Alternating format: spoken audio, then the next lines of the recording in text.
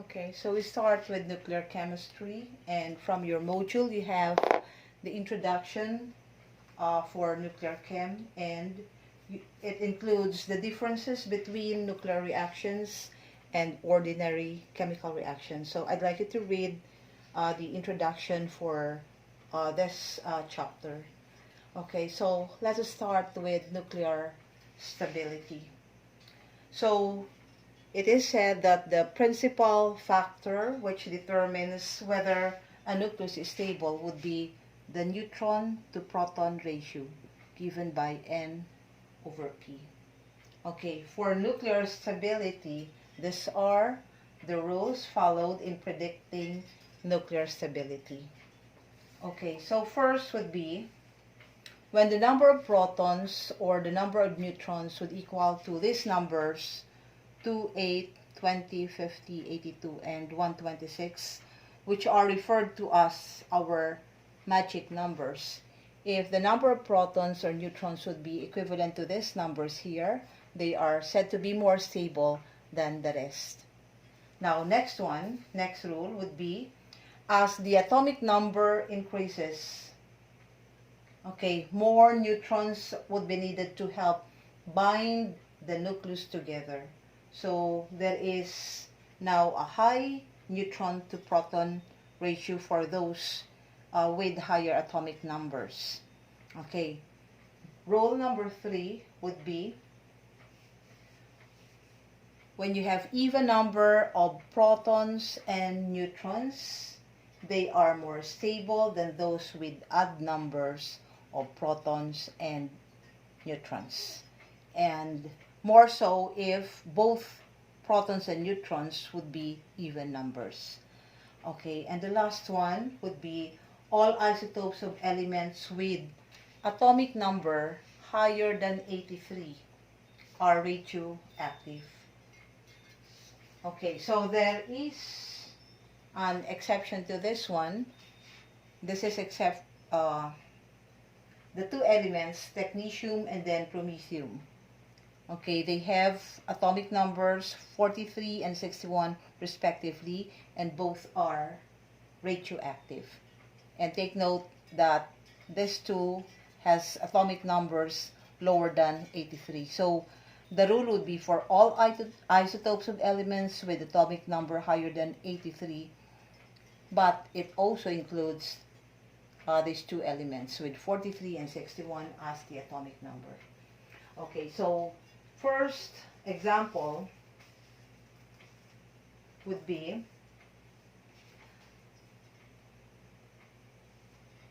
okay, so we have example 6.1. So for example 6.1, you have which one would be more, which would be the most stable among the three elements given. Okay, so let us have the example.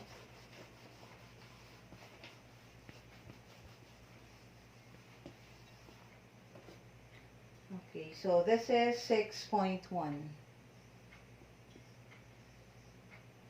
Okay, arrange the following in order of decreasing stability.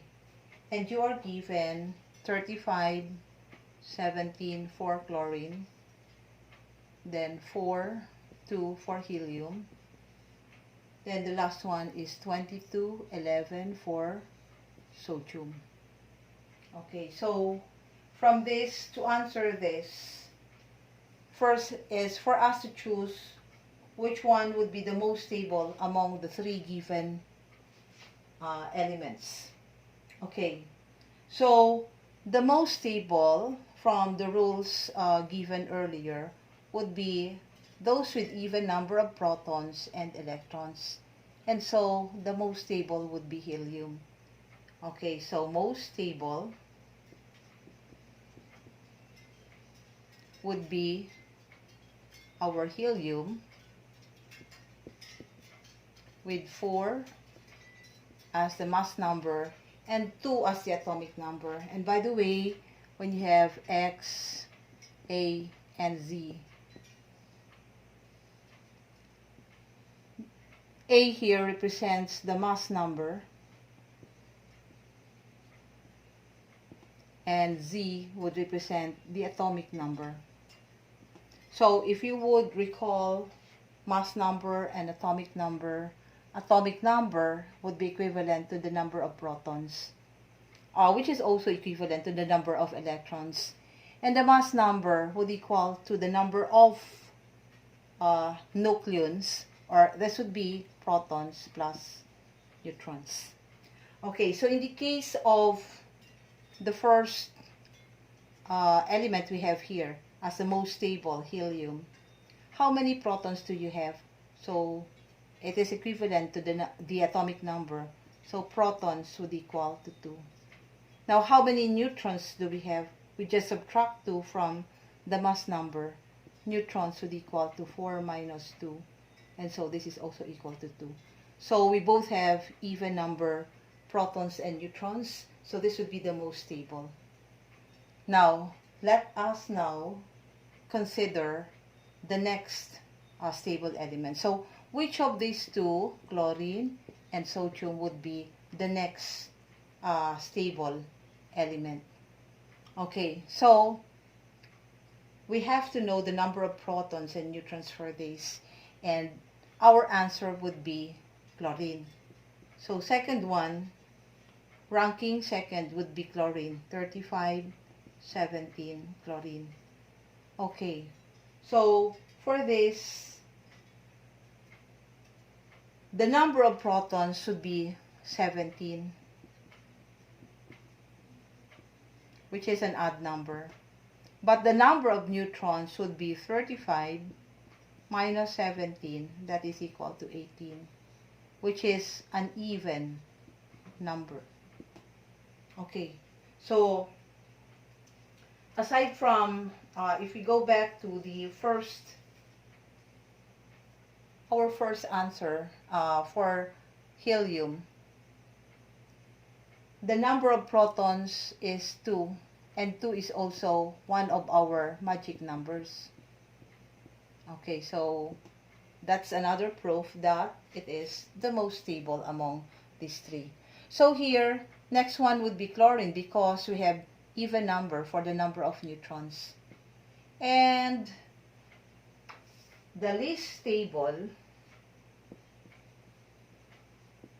would be for sodium, which has 22, 11, sodium. Okay, so how many protons do we have? We have 11.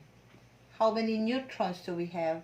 That is 22 minus 11, which is also equal to 11. So both of these would be odd numbers. So it is the least stable among the three elements given. Okay, so this is how we apply the rules in nuclear stability. Okay, so next would be radioactivity. And now we consider nuclear reactions by taking into consideration also the particles being emitted during the reaction. So next would be radioactivity.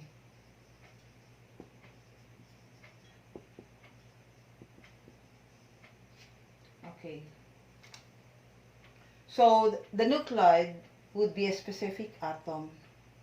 So again, let us recall the atomic number would be represented by Z, and that is equivalent to the number of protons, while the mass number would be represented by A, and this is equal to the number of protons plus number of neutrons. So mass number is actually representing the mass of the nucleus, and the nucleus contains your protons and neutrons. Okay, so we have this type of reactions.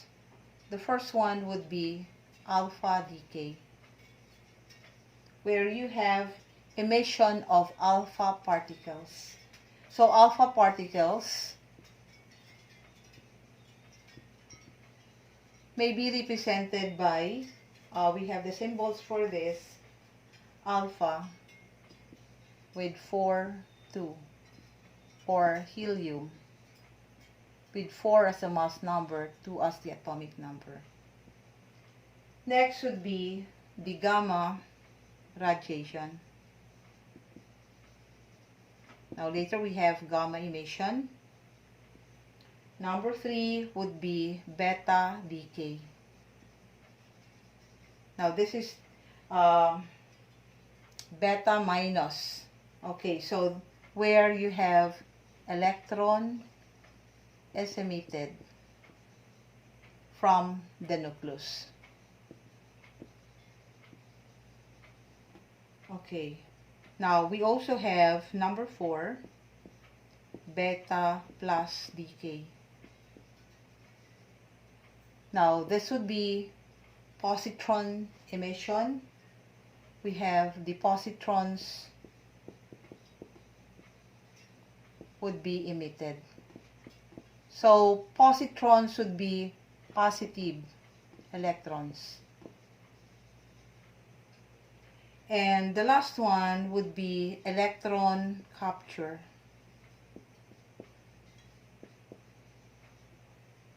Okay, so here we have an orbital electron captured by the nucleus. Orbital electron captured by the nucleus. Okay, so these are the different types of reaction. Okay, so let us consider, this would be very important, the symbols for the elementary particles. And we will be having this one as our products in most of our reactions, except for electron capture. Okay, so this would be symbols for the elementary particles. Okay, so for a proton, it is represented by 1, 1, P. Or you may have hydrogen, 1, 1. For a neutron, neutrons would be represented by N. You have 1 and then 0 as the atomic number. For an electron, electrons would be represented by E, 0 and then negative 1 for the atomic number, or you have 0 and negative 1 here. Or this may be represented by beta, 0, negative 1. And that is your beta minus. Now, we have the next particle would be the positron. Positron would be a positive electron. You have 0, plus 1. You have the electron. Or this is now your beta, 0, positive 1. Or this may be also represented by beta with a plus sign. So the alpha particle would be alpha with 4 and 2. Or this one is represented by helium. Helium is an element with 2 as the atomic number and 4 as the mass number. So the superscript would be the mass number A, and the subscript would be your atomic number Z. So if you have element X, you have A and Z. And this is how we represent the elements now, using the mass number and then the atomic number.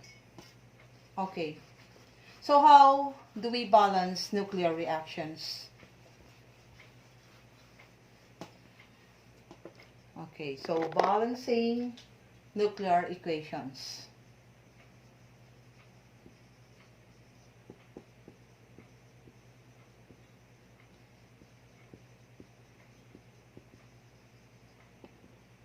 Okay, so we have only two rules followed. The sum of the mass numbers on the left side should equal to that on the right side. So sum of superscripts, or these are the mass numbers, should be equal on both sides of the equation. Meaning to say that the sum of the mass numbers on the left side should equal to the sum of the mass numbers on the right side. Now, the second rule would be for the atomic numbers. And we follow the same procedure. Sum of the subscripts, which would be the atomic numbers. So this would be our A, and this would be our Z. Should also be equal on both sides. Should be equal on both sides.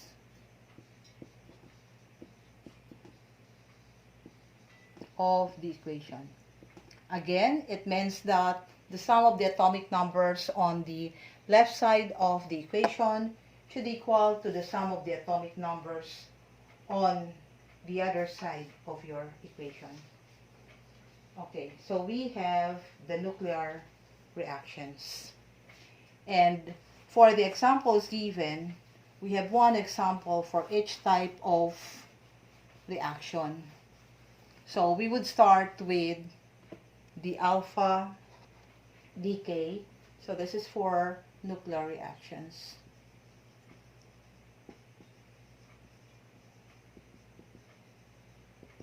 So the first one would be alpha decay, or you may write down alpha, the alpha sign, decay. Okay, so here again, alpha particle 4,2 is emitted. Okay, so we have example 6.2. So let us determine the new element formed when radium undergoes alpha decay. So you have radium 226 and the atomic number is 88. Okay.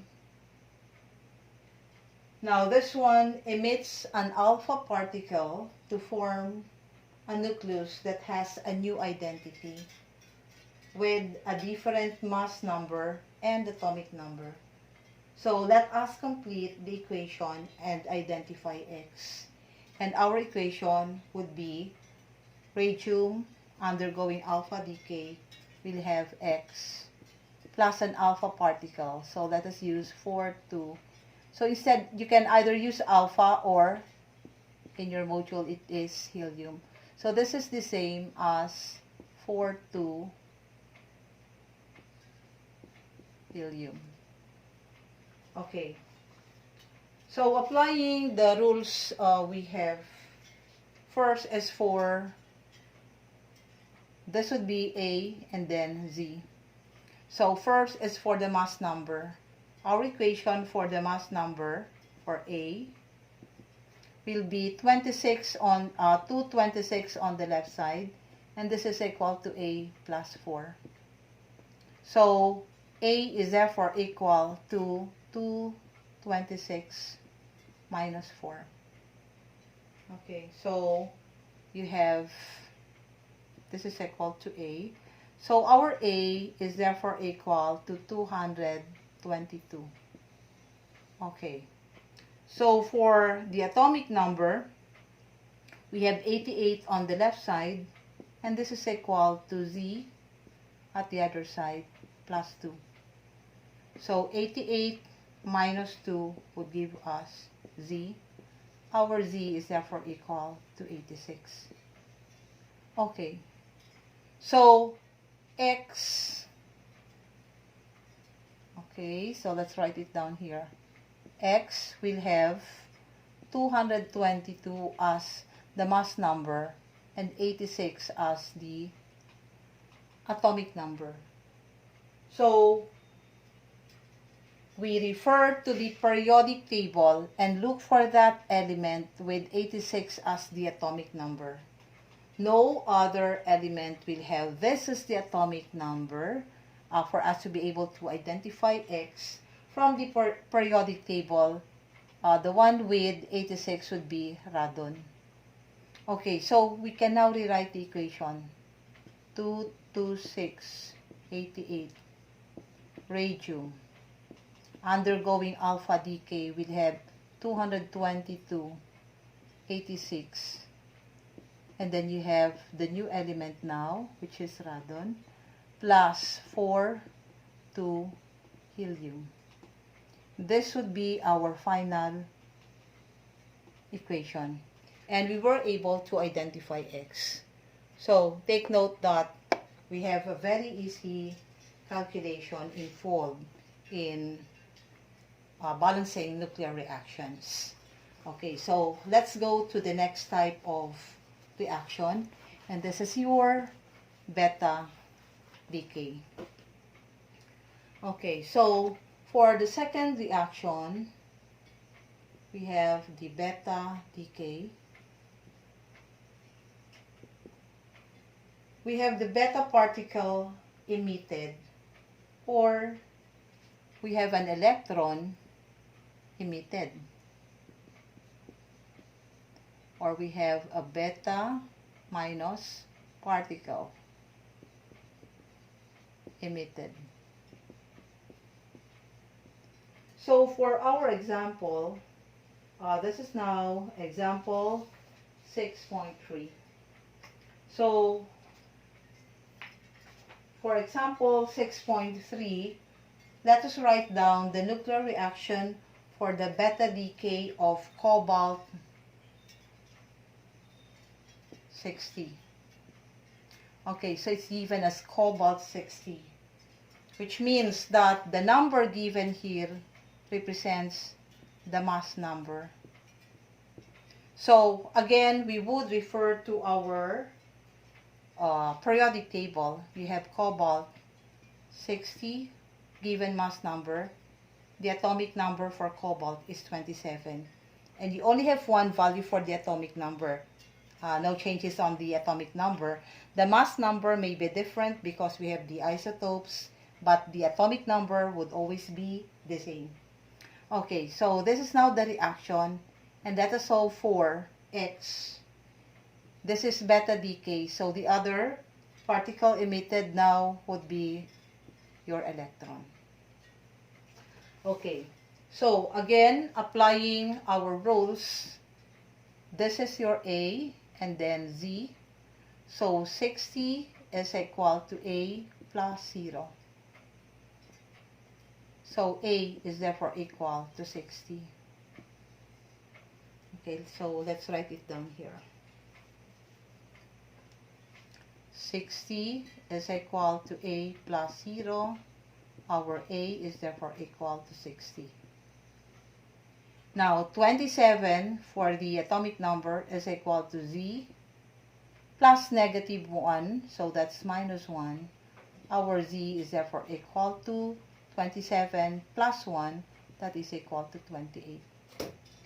Okay, so this is our values for the mass number and the atomic number. Okay, so our X will therefore have 60 as the mass number and 28 as the atomic number. So again, we refer to the periodic table, and the element with 28 as the atomic number would be nickel. So when we write down the equation, we now have 60, 27 cobalt, forming our X, which would be 60, 28, that is nickel. So we were able to identify our element X plus the electron 0, negative 1. electron. So this would be our final answer. Okay, so for if you go back to alpha decay, going back to alpha decay, you have A is decreased by 4 and Z is also decreased by 2. There is a decrease of 4 from the mass number, 2 from the atomic number. So in the case of beta decay, what is your observation here? There is no change in the mass number. So same mass number, A. And what about the atomic number? Z increases by 1.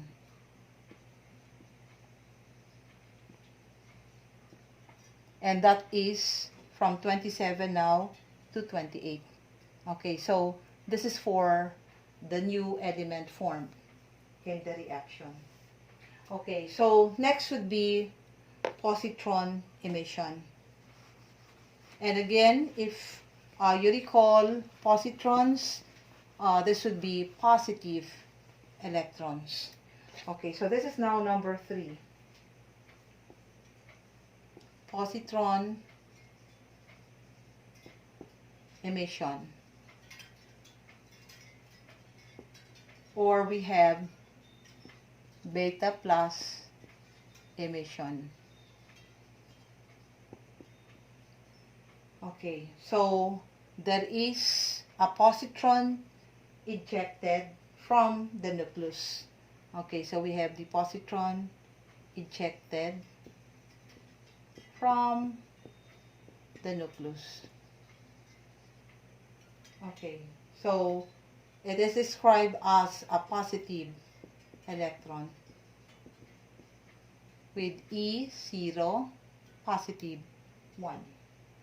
Okay, so let's have the plus sign. So the example for this, for positron emission, would be for potassium. So you have potassium 19, K19, undergoes beta plus decay. So to represent this, we have 38 for potassium 19. So again, now this time, it is given, what is given is the atomic number here, K19. So the equation is already given. So this is given as 3819K. And let us solve for X. Potassium undergoing beta plus decay. So we have 0, positive 1 electron. Okay, so we have A and then Z. So 38 is equal to A plus 0. So A is therefore equal to 38. Now 19 is equal to Z plus 1. So Z is equal to 19 minus 1. That gives you 18. Okay, so our X will therefore be having mass number of 38 and atomic number of 18. So again, we refer to the table. This is for argon. And the final equation now would be 38, 19 potassium forming 38, 18. Argon is Ar plus 0, positive 1. Okay. So this would be the equation, and this is our X. So again, let us interpret the results that we have here. So again, there is no change in the mass number A, and Z, the atomic number, decreases by 1. It decreases by 1. So this is this is what would always happen when you have beta plus emission or positron emission. Okay, so we go to the next reaction.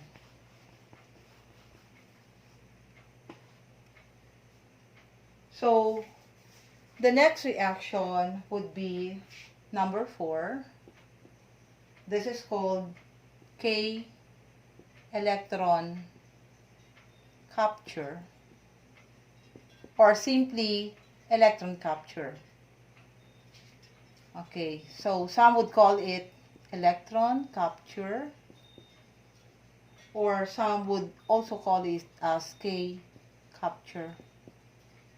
Now, the reason behind letter K here is because the electron would come from the first energy level, and the first energy level would be the K shell.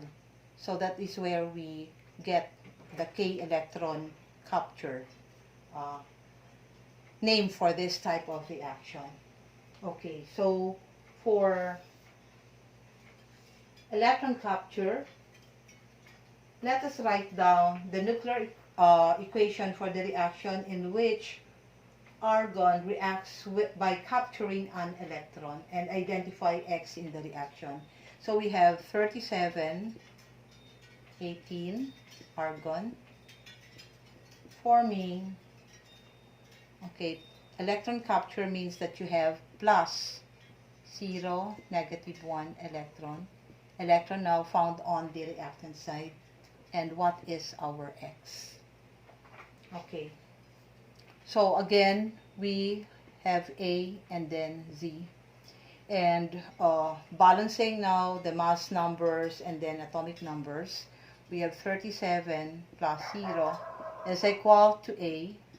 A is therefore equal to 37. 18 minus 1 plus negative 1 is equal to Z. Our Z is equal to 18 minus 1, which is equal to 17. Okay, so our X will have 37 as the mass number and 17 as the atomic number. So what will be that element with 17 as the atomic number? That is chlorine. So we now write down our equation as 37, 18 argon plus the electron 0, negative 1, and you have X now is 37, 17 chlorine. This is our X, and this is our final answer. Okay, so again, for K electron capture, take note that you have the same mass number A, and the atomic number Z is decreased by 1.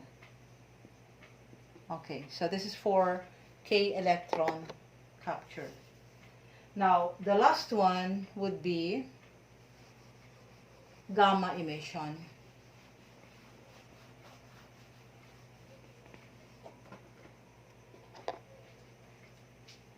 Okay, so this is the last type of reaction, gamma emission. Okay, gamma sign, or some would have it as gamma 0 and 0. Okay, so it means that it doesn't affect the mass number and atomic number. So there is no charge or mass. Okay, so the example given here would be technetium 99 with M, meaning metastable, and 43 as the atomic number. So this is your technetium. By gamma emission, you still have 99 43 technetium plus your gamma. Okay.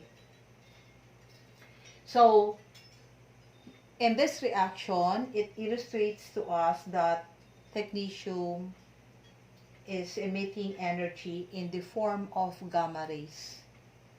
And it becomes more stable as it emits the gamma rays. So this is the last type of reaction for gamma emission. Okay. So next would be transmutation.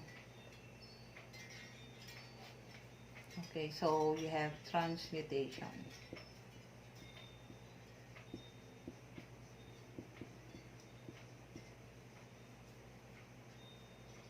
Okay, so this is the change of one element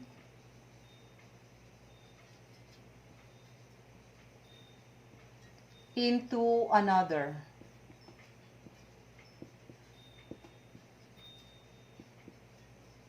Okay. And this is only true for nuclear reactions. Okay. So, all elements with atomic number greater than 92 were produced by bombardment.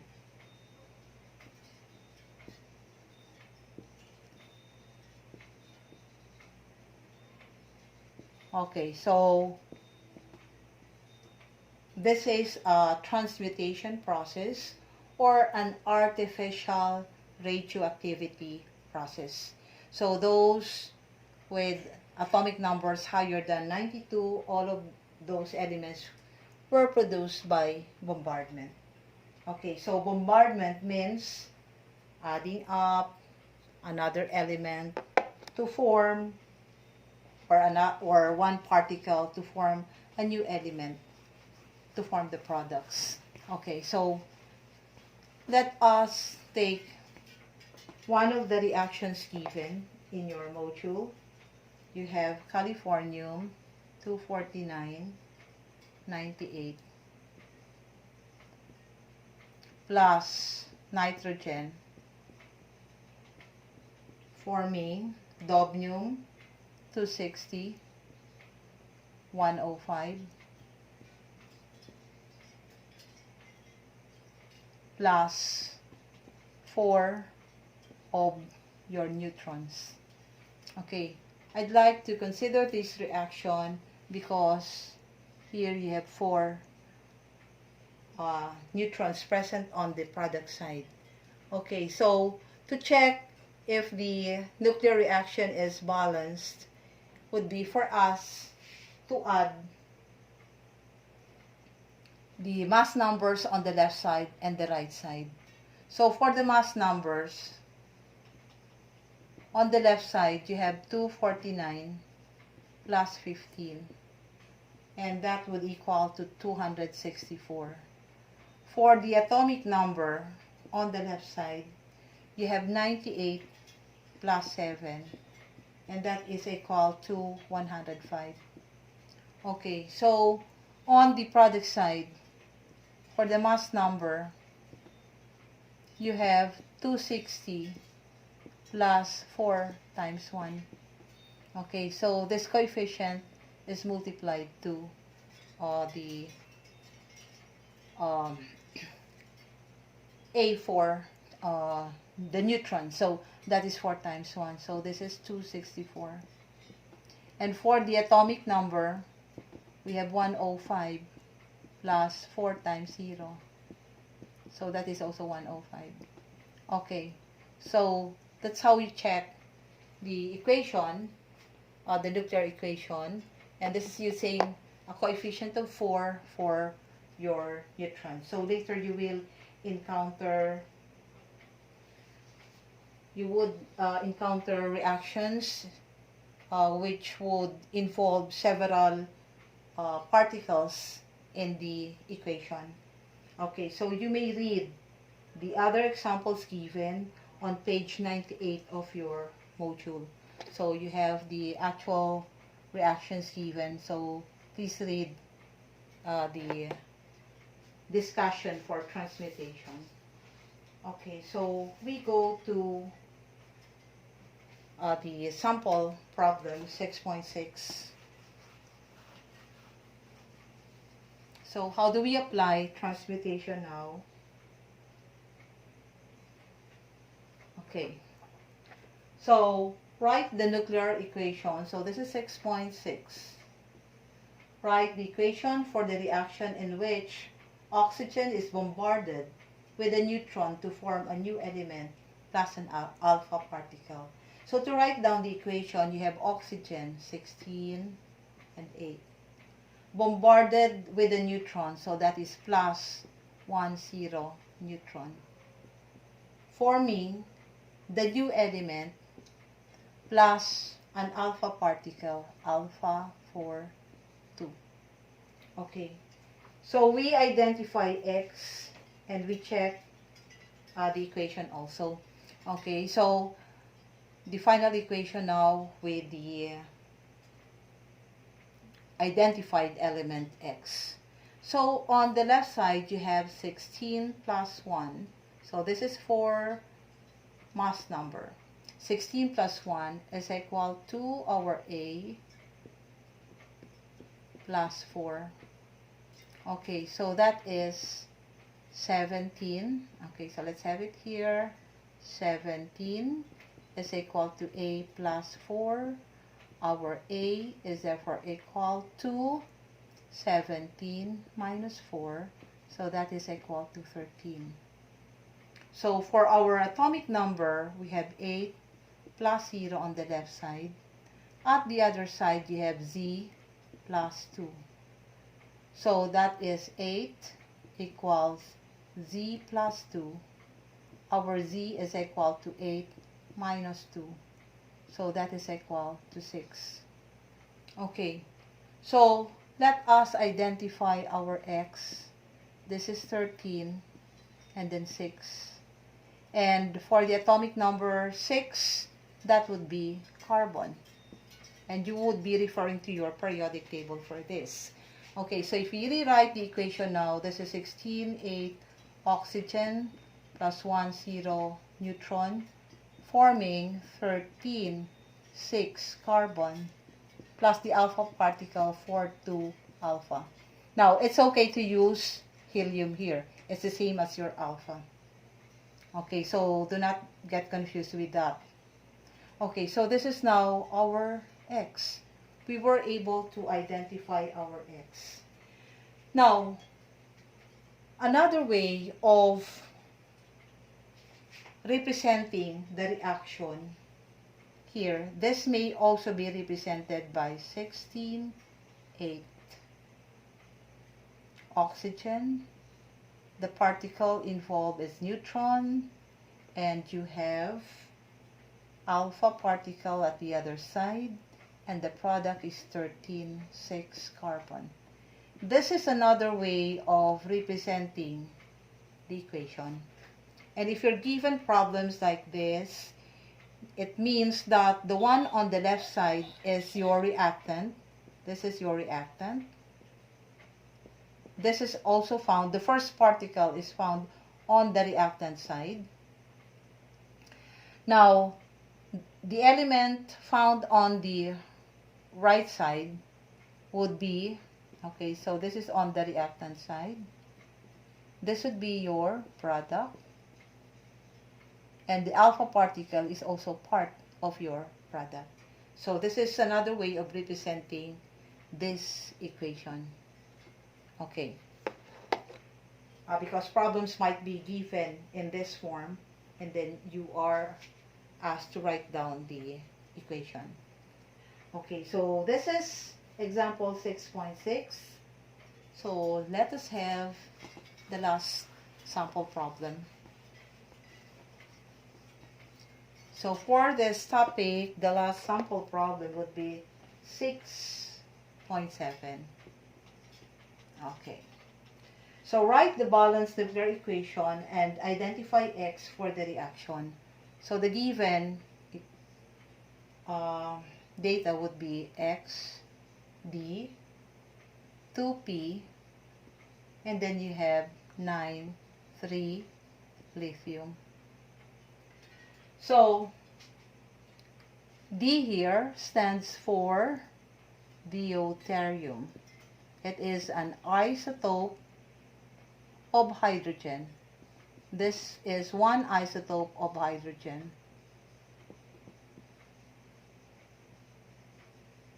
And D is represented by hydrogen with 2 as a mass number, 1 as the atomic number. So this is your D. Okay, so when we write down the equation, we have X plus 2, 1 hydrogen. This is now representing D, forming the product 9, 3 lithium, plus you have a coefficient of 2 for a proton represented by 1, 1p. Okay, so that's how you represent 2p. So this is your 2p, and this is your deuterium. Okay, so let us identify X with A and Z on this side. Okay, so for A, you have A plus 2 on the left side, and this is equal to 9 plus coefficient is 2 times 1, so that is 2. So A plus 2 is equal to 11. A is therefore equal to 11 minus 2, that is 9. Okay, for the atomic number, we have Z plus 1 is equal to 3 plus 2 times 1. So that is 2. So Z is equal to, okay, so we have Z plus 1 is equal to 5. Z is therefore equal to 5 minus 1. So our Z is equal to 4. Okay, so X is represented by 9 and then 4 as the atomic number. And again, you refer to the periodic table. The element with 4 as the atomic number would be beryllium. Okay, so we write down our final equation with 9, 4, Be. This is our X. Plus 2, 1 hydrogen, forming 9, 3 lithium, plus 2 of your protons, 1, 1p. Okay, so this is how you write down the equation and how you identify your X also. Okay, so that is our X. Okay, that's beryllium with 9 and 4 as the mass number and then the atomic number. So now, after the last sample problem, I would like you to answer exercise 6.1 found on page 100 of your module, and this would be due on Friday, January 15, after your exam in calculus. Okay, so this is first part of nuclear chem.